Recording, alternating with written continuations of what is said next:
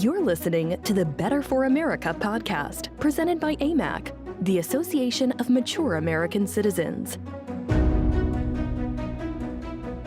Hello, everyone. I'm Rebecca Weber, and this is your podcast, Better for America. Last week, the Supreme Court heard opening arguments in the Dobbs versus Jackson Women's Health, widely considered to be the most significant challenge in decades to the Supreme Court's 1973 ruling in Roe v. Wade. Now, Roe v. Wade created a constitutional right to an abortion, and the Dobbs case deals with a Mississippi law that bans most abortions after 15 weeks. With a newly minted 6-3 majority on the High Court, conservatives are optimistic that the Roe decision, which even liberals have admitted was made on shaky legal rationale, will be finally revisited. So you may be wondering what might happen if the Dobbs case goes conservatives' way. It certainly will mark a fitting end, I think, to what has been a banner year for the pro-life movement. We've seen a number of new laws protecting the right to life of the unborn, and a slate of pro-life candidates are winning elections throughout the country. There is really now a renewed energy on the pro-life issues that the country has not seen in some time. The most notable new piece of abortion legislation to make headlines was the Texas abortion law. The Texas abortion law was known as the Texas Heartbeat Act, or the Senate Bill 8. Now, that bill requires that doctors check for a heartbeat before performing an abortion, and if a heartbeat is found, they won't allow that baby to be terminated. There have been several heartbeat bills that have been proposed recently in other states, but the Texas law has a unique enforcement system that makes it more difficult for doctors to find loopholes and perform the procedure anyway. Although the law and its enforcement mechanism may have been challenged in court by leftist pro-abortion groups, it really has prompted further discussion and deliberation of the nation's abortion laws. If the law is ultimately upheld, it will be a major breakthrough for the pro-life cause. Let's shift to Ohio. Ohio state legislature has also recently introduced a bill similar to the Texas heartbeat law, which would ban abortions at any stage of pregnancy. The bill is called the 2363 Act. It's named that for the number of abortions that occur each day in the United States. That bill was introduced by Representatives Jenna Powell and Thomas Hall. And notably, Powell and Hall are two of the youngest representatives in the state legislature, and that to me is a promising sign for the future of the pro-life movement. 26-year-old Representative Hall recently predicted that, he said, quote, "My generation will be the one to outlaw abortion." So the pro-life movement has received really a big boost in the November elections, because while other issues like education, vaccine mandates, and economic policies may have taken center stage in the campaign season, Republican victories throughout the country mean that dozens of pro-life officials will soon be sworn into office. And some of the biggest news comes from Virginia, where pro-life candidates won across the state. For example, the future governor, the lieutenant governor, and the attorney general, they're all pro-life, as is the new Republican majority in the Virginia House of Delegates. And Youngkin, well, he stated that he would consider signing a pain-capable abortion bill. The pro-life movement now has an extraordinary opportunity to realign the nation's laws with the values and the beliefs of the American people. And conservatives can work to protect life by promoting policies that help families. We need economic policies that make it possible to support a family, educational policies that put parents in charge. And although not an obvious part of the pro-life position, these issues are really crucial because pregnant moms and their unborn children really need stability and security to flourish. It's not only in politics that things are really looking up for the fight for life, but also in the medical world as well. This June, the youngest premature baby ever to survive was born at 21 weeks and 2 days old, and that baby turned 1 year old. So medicine is advancing steadily to help both premature babies and those babies with birth defects. This is pushing the boundaries of really when a fetus becomes viable. The Children's Hospital in Philadelphia is at the leading edge of medical treatments for infants in the womb, and they recently celebrated the birth of the 2000th baby to survive in utero surgery since 1995. Can you imagine? 2,000 babies survived in utero surgery. Boy, that should tell us that life is viable in the womb. Pro life groups are also advancing their cause through direct support to expectant moms. This is really good, folks. Today, there are an estimated 2,700 pregnancy centers in the United States. And these pregnancy centers, these are the ones that my grandmother volunteered with and for before her passing, right up until she was 90 years old. And she saved lives. These pregnancy centers are also known as pregnancy resource centers. And they're oftentimes called crisis pregnancy centers. And that number of crisis pregnancy centers and resource centers has steadily grown since the first centers were started. In 2019, for example, they served almost 1.85 million people, providing medical care such as ultrasounds and material support, baby supplies. These organizations, along with 2,000 other pro life groups that provide help with housing and job seeking, they have really started expanding their services to support families as a whole.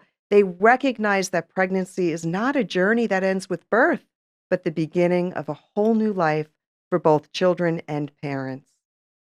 The tireless work of the doctors and volunteers who help babies in the womb remind us of the point of being pro-life in the first place. The politics and lawmaking are important, unquestionably, because laws can protect children who can't protect themselves. And that's something that AMAC believes in very strongly. But at the heart of all of the fighting and petitioning is a simple hope that a child can have a life. And then we don't stop there, of course, since we want them to have a good life with happiness, stability, safety, and love. But folks, the life has to come first. And we know that too many lives have been lost. And we must remember how many have been saved and how many more will get to live because of the hard work that is done today.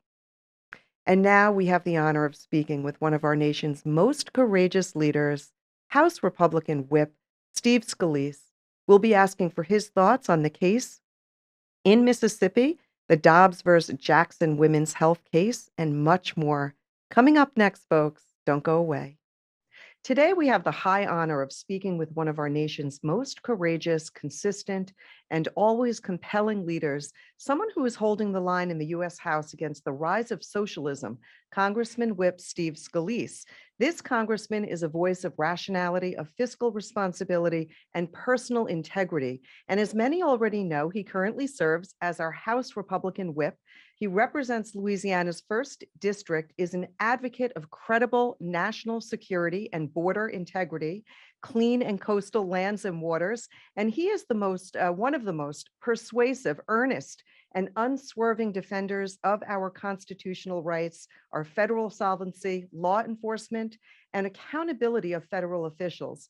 Congressman and Leader Whip Steve Scalise, thank you so much with great respect. It is such an honor to have you. Welcome to our show today. Thanks so much, Rebecca, to you and all of your viewers over at AMAC. Y'all are a great organization, and really honored to be a part of this conversation here.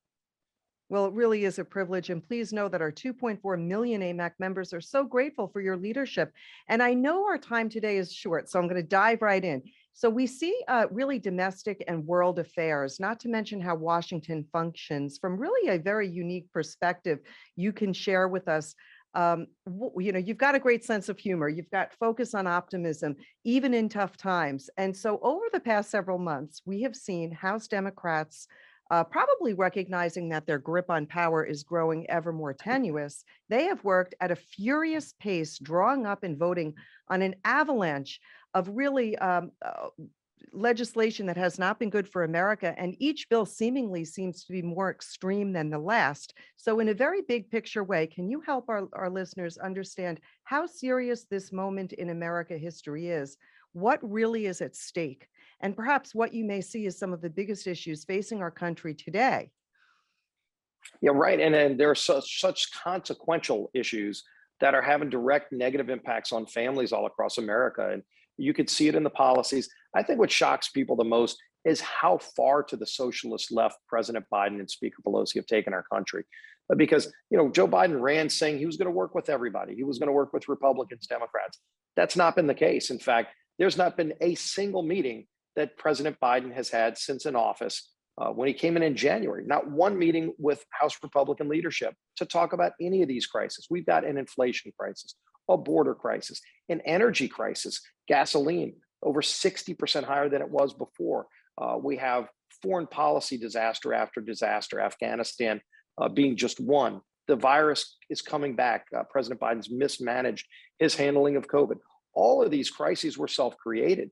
These were not there the day he walked in the door. He walked in the door with 3 vaccines. There's not been a single new development of vaccines or therapeutics. The inflation crisis is because President Biden came in and spent trillions, not billions, trillions of dollars in new government program, paying people not to work, socialist type spending.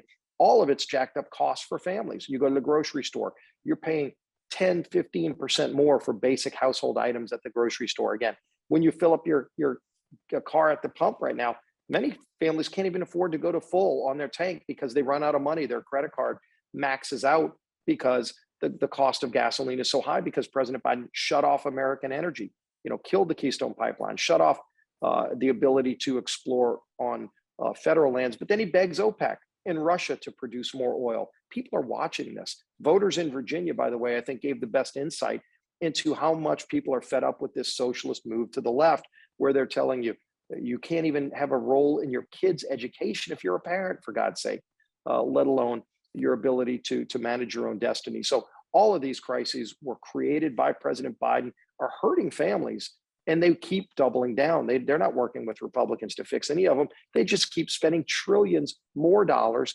raising taxes, doing things that are causing inflation to get even worse. Yeah, and we're praying that 2022 and 2024 will restore sort of a sense of national confidence. And there is so much negativity or I oftentimes, when I'm speaking to AMAC members, I can't help but tell them about the bad things that we're seeing. And there is so much bad. It's unfortunate, but we need to talk about it because people need to be educated. I want to shift to something that I think is good news. We see in Mississippi today, the Supreme Court is hearing oral arguments on this landmark abortion case, Dobbs versus Jackson, Women's Health. And we see that this is probably the most significant challenge in decades to the courts since the 1973 ruling of Roe v. Wade that essentially created a constitutional right to abortion. Can you explain to our members who are largely pro-life, and we here at AMAC are strongly pro-life, what this means and what we may see occur? Yeah, this is the most significant case on life that the Supreme Court has heard since Roe versus Wade in 1973. And by the way, this is the first case that tests the issue of abortion and how states can further limit abortions since these 3 new Supreme Court justices that President Trump put on the bench. So, if you look at Gorsuch, Kavanaugh, and Amy Coney Barrett, who's a local New Orleans girl, by the way, we're very proud of her. This is the first case where all 3 of them making this a full new 9-person court will be hearing this case. And this case not only affects Mississippi, it was important that Mississippi passed a law and said after 15 weeks in the state of Mississippi, if this is upheld, you can no longer have an abortion. But it also goes much deeper. Potentially, their result could throw open Roe v. Wade, overturn Roe v. Wade, and let states have this debate again. This used to be a debate that each state had until Roe v. Wade. Now that can actually go back to the states. Let legislatures debate the limits on life and in protections on life. My state of Louisiana, by the way, already has a law on the books that if Roe v. Wade is overturned, that there would be a ban on abortions in the state of Louisiana. Let all the states have this debate again. There is no constitutional right to abortion in the Constitution. I just spoke, by the way, on the steps of the Supreme Court about an hour ago. Thousands of pro-life champions are out there right now praying, talking about this. And hopefully we'll see the Supreme Court after our oral arguments are heard today. Maybe sometime by this summer we'll rule on the case. But we pray that the Supreme Court upholds the Mississippi law because, again, it's not just Mississippi. There's about a dozen states across America that already have laws on the book that say if the Supreme Court allows further restrictions. They've already got laws to go further and restrict abortion, to stand up for life. And then every other state is going to have this debate in their state houses again, which Roe v. Wade shut down. That needs to be opened up again, because again, we have three inalienable rights that are outlined in our Constitution: life, liberty, and the pursuit of happiness. The first of those inalienable rights is life. Amen. And prayer is so powerful, and we're praying. AMAC members are praying. This is so important, a very pivotal turning point in our nation. I thank you so much. Now, you have been so outspoken on both domestic and foreign threats and concerns, and many of our members do worry about both foreign and domestic. But most recently, we have seen a White House failing in Afghanistan, failing to understand the enormity of China's threat. So, two quick questions on foreign policy. What should every American understand about China, our relationship with China, and the threats we face there? And what do you think that we can do as a nation to keep these threats in check? What every American needs to continue to be aware of is that there are bad people out there in the world. You have to have a strong America to stand up to the bad guys. All of our allies, by the way, want a strong America. You know, this isn't the days where everybody was competing to be the dominant global leader of democracy. America is the beacon of freedom all around the world. And whether it's China trying to expand their foothold all around the world, you saw with the virus, they lied to the world about the Wuhan virus that started most likely in that lab in Wuhan. If they would have not lied, in fact, been public about it going back to maybe September of 2019, we could have saved millions of lives all around the world. But that's one threat. Look at Russia. Russia's continuing to move back into Eastern Europe because they see weakness in Joe Biden. Afghanistan, my gosh, no more full display of incompetent leadership on the world stage by President Biden than Afghanistan. If you were going to leave, first, you should have made sure you get all Americans out. You do that first. You get out the equipment. President Biden left $85 billion, from all accounts, of the best military technology in the world to a terrorist organization. He turned a country, Afghanistan, over to a terrorist organization, the Taliban. They still want to do us harm. They still want to hurt our allies like Israel. Those threats have only gotten worse. He's looking to allow Iran to get back into the global marketplace, selling oil and other products so that they can develop a nuclear weapon. This is dangerous. It's dangerous for America's national security. We have an open border, by the way, that makes us even more vulnerable. We've had people on the terrorist watch list caught coming across our southern border. How many have we not caught in the last year that President Biden's opened up our borders? We know over 1 million, maybe 2 million people have come across illegally. How many of those are terrorists as well? These are the security issues that people are very alarmed about. At home security still continues to be an issue with this crazy defund the police movement. And this is something that the left has embraced. They won't stand up against it. President Biden was flirting with it and even open to supporting it, defund the police last summer. It's one of the most radical ideas I've ever heard, and I've heard a lot of radical ideas, and it's undermining big cities all across America. People in inner cities don't want their police defunded. They want to call 911 if somebody's doing something bad and have police come there to protect them and keep their community safe.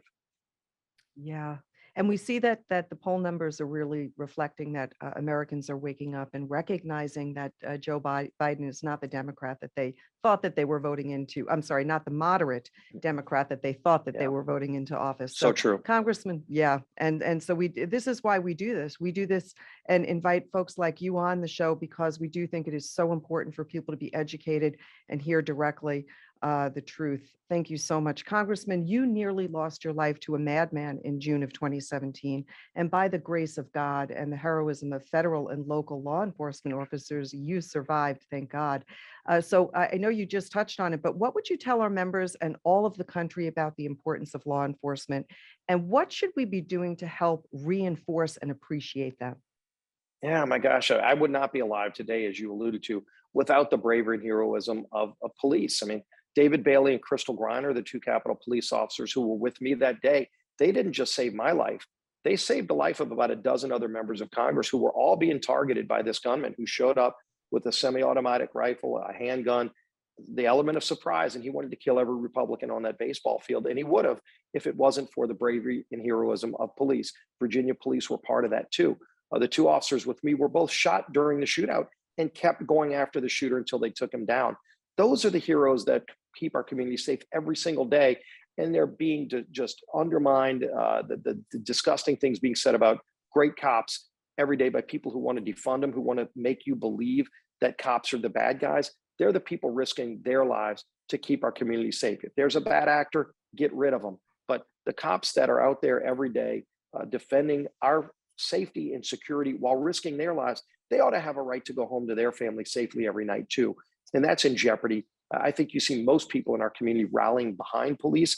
Unfortunately, you have some elected elements in the Democrat Party who are advocating for this crazy defund the police movement in many different ways. You know, even some of these vaccine mandates in states are being designed to get rid of police in a backdoor way, because they know, let's say 70% of your police force is vaccinated.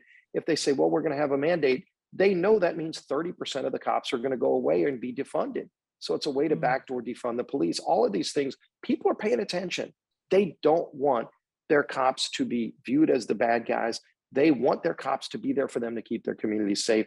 There are some elected leaders who are still out there embracing this crazy radical movement. Yeah, it makes absolutely no sense. Well, thank you so much for that candor and your honesty. I have one parting question, just a short one. You are an optimist, you're a forward thinker, and you're clearly a man of devotion to others. Where does your optimism come from, and how do we all tap into that optimism as we battle for the future of our country? Well, look, I was brought up by two great parents who, you know, we were a very middle class family, but they wanted me to be able to achieve my dreams. We took out loans. I worked at Home Depot to go work my way through college.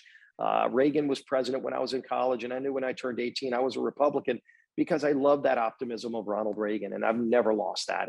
Look, we're the greatest country in the history of the world. There's a reason that we have borders. Every country has immigration policy. By the way, we let in more people into America, 1 million a year legally, more than any other country, because people want to come here. You don't have to worry about the border in Iran or the border in Russia, because people don't want to go to those places. They want to flee those places, and because they yearn for freedom. Anywhere in the world where they yearn for freedom, we have to be that beacon, and we need to make sure that that light of freedom continues to shine. I wake up every day with that passion. I love what this country represents. We need to make sure it stays that way. We cannot let this become a socialist nation, and there are people trying to turn it that way. They're not going to succeed. It's a great nation. We're going to continue to make sure it is. I believe that too. Thank you so much, Republican Whip, Congressman Steve Scalise. What an honor to spend time with you. And we really are grateful for your time and your tenacity and your leadership. Well, it's great being with you. Thank you and Amac, and Merry Christmas, everybody out there. Oh, thank you. Happy holidays. Merry Christmas. Blessings to you and your family. To all of you listening, thank you so much for tuning in today to Amac's podcast, Better for America. I'm Rebecca Weber, and I look forward to having you back with us again next time. Please be sure to like, follow, and share this podcast wherever you are. And if you haven't downloaded the Amac News app, please go ahead and do so. You'll get breaking news right there on the go. Plus, you can listen to this podcast and much more right from your smartphone. Go ahead and download the Amac News app. Thank you all for joining us today. We look forward to having you back with us again next time. God bless you, and have a great day, everyone. Thank you for listening to the Better for America podcast. To learn more about AMAC and all it has to offer, visit us at www.amac.us.